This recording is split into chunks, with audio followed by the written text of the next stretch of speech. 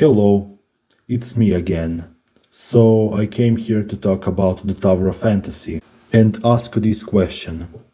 What the fuck happened to this game? When this game first started, it had so much potential, but now it's basically just a dead sea, where players basically don't have anything to do, and they are leaving every single day. So basically I'm going to give my thoughts about this situation. And unlike many others who have made Is Tower of Fantasy actually dying? Tower of Fantasy dead? Oh my god! You can rest assured that this critique comes from somebody who actually plays the game. So basically here are some issues that I found during my playthrough of this game. The first major problem I encountered in this game is that there are not enough players to actually play the content. I cannot talk about the other regions, but here in the EU, it's basically super hard to find a group they can kill a boss. I mean, I sometimes have to wait 10 to 30 minutes in order to find a group to play a joint operation, because simply there are not enough players in this game. And if you are not a giga whale, the content in this game cannot be soloed. So the devs proposed a solution, and the solution they proposed is server transfer. Unfortunately, there are a lot of problems with this. Yes, the server transfer is going to allow the players to transfer from one server to another, but that actually brings a lot of more problems. If a lot of players transfer to one server, then basically all the other servers in the game are just going to die. And I am pretty sure that not all players are going to agree on which server to transfer.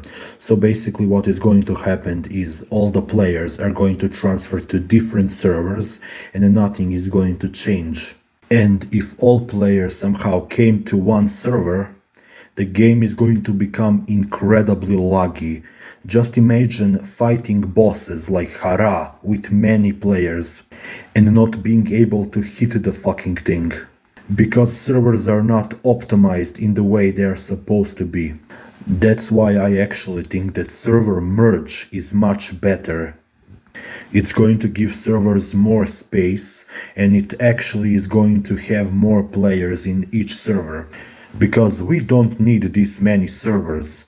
When the game first started we had so many players, but right now we don't have enough to complete the basic tasks in the game. And with no players the game won't be able to sustain itself. Which brings me to the second issue. Why is this game so fucking expensive? And if you think that game is not expensive, then I am sorry, but I agree to disagree. In this game, in order for your character to be good, in order to have a power to clear a hard content, you actually need multiple advancements on your characters, which basically means that you need to pull a character that you want multiple times. The main reasons why you need to do this is not because by doing this you are going to increase your character's stats. The main reason is because by getting another dupe of a character, you are essentially unlocking a new feature or a new gameplay mechanic. Like Saki, for example, whose A1 allows you to basically refresh the cooldowns of your abilities. And this is actually very bad, because it actually changes the way a character plays. And saving for a character requires a long amount of time. And I know what people are going to say. Bruh, stop being a meta slave, just enjoy the game. You don't need to go that hard when it comes to maxing your characters. It's fun over meta, it's waifu over meta. But my friend, allow me to tell you something. Not everybody plays a waifu over meta or fun over meta, basically the thing you're saying. Fun is a subjective thing. For me, for example, fun is when I am able to decimate my enemies, when I became stronger, when I overcame a challenge.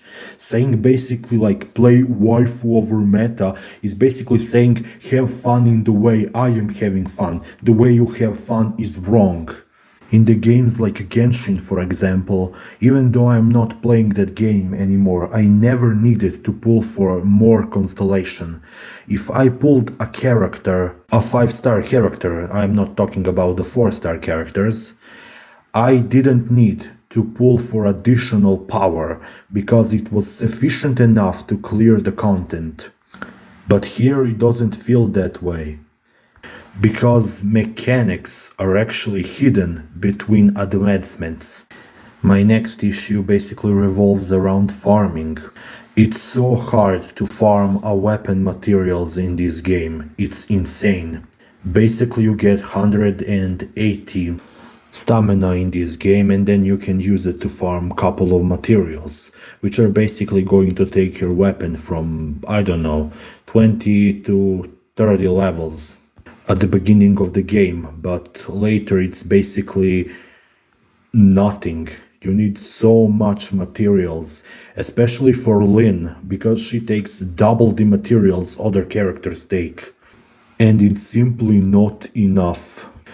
And let's not even talk about farming gear, because if you spend all your stamina farming materials, you are basically not going to farm gear. You can get a couple of them from co-op, but that is basically it.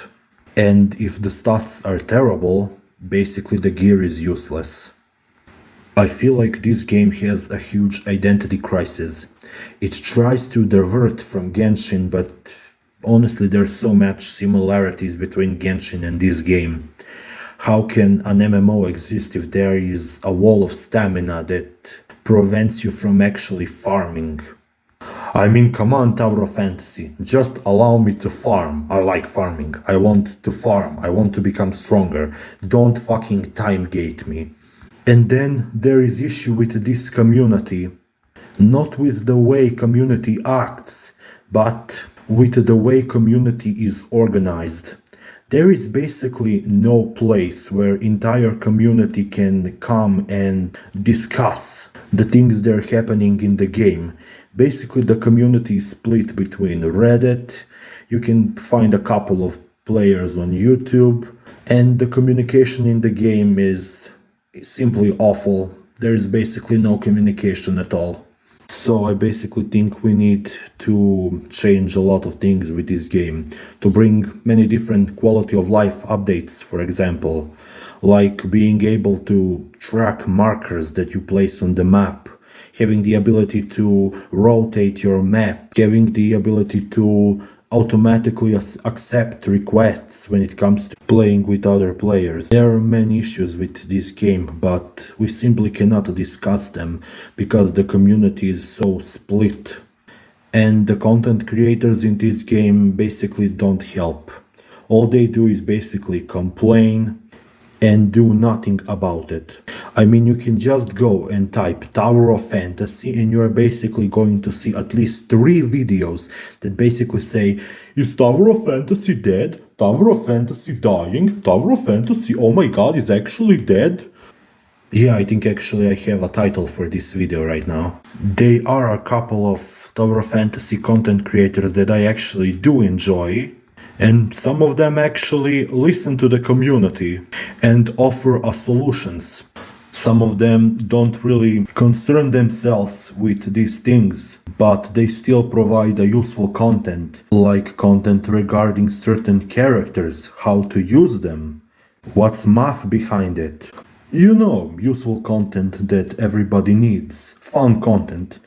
Not that type of content that parasites make. And you know what parasites I'm talking about. Those who make clickbait videos and resides in every single gacha community. That's why I actually think that our community has to be a little more organized when it comes to voicing their opinions. Because without that, Hota is basically never going to listen. And this game is basically just going to fall more and more into the abyss.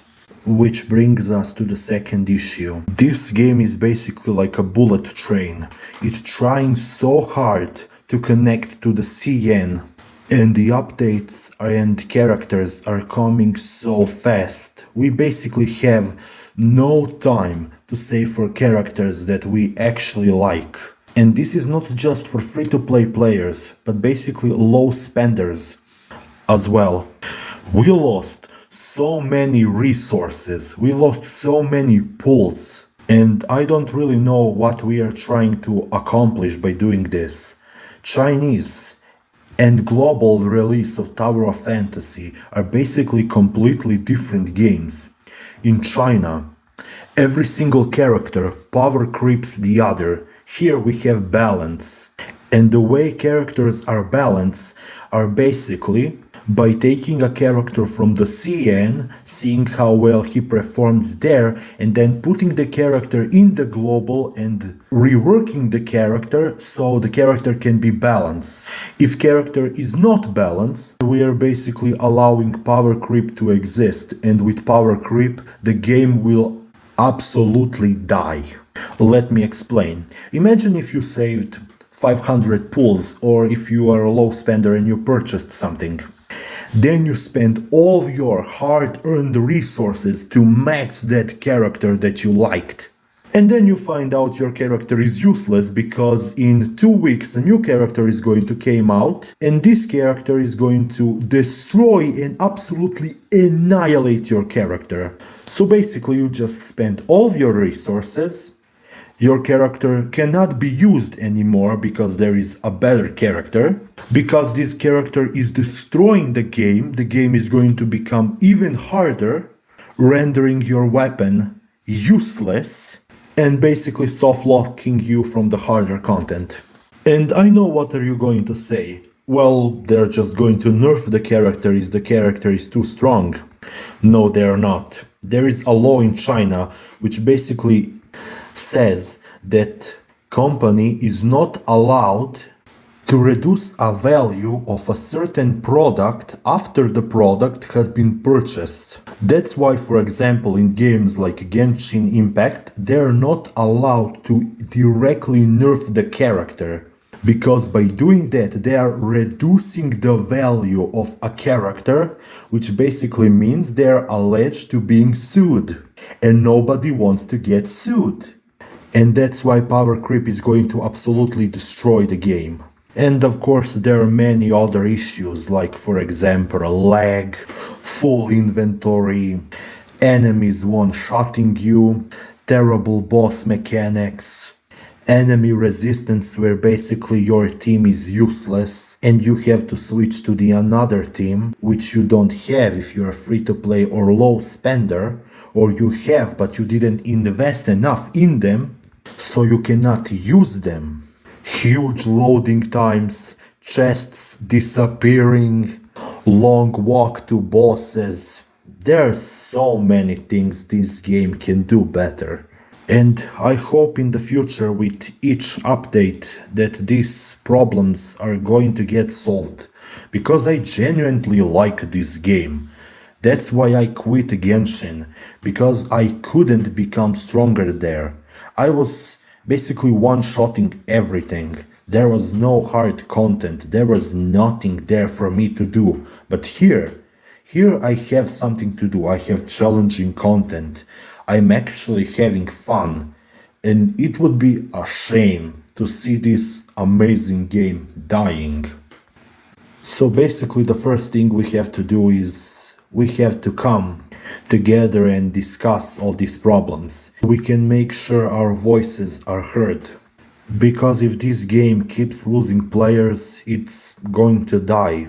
And that would be really sad because this game is really fun.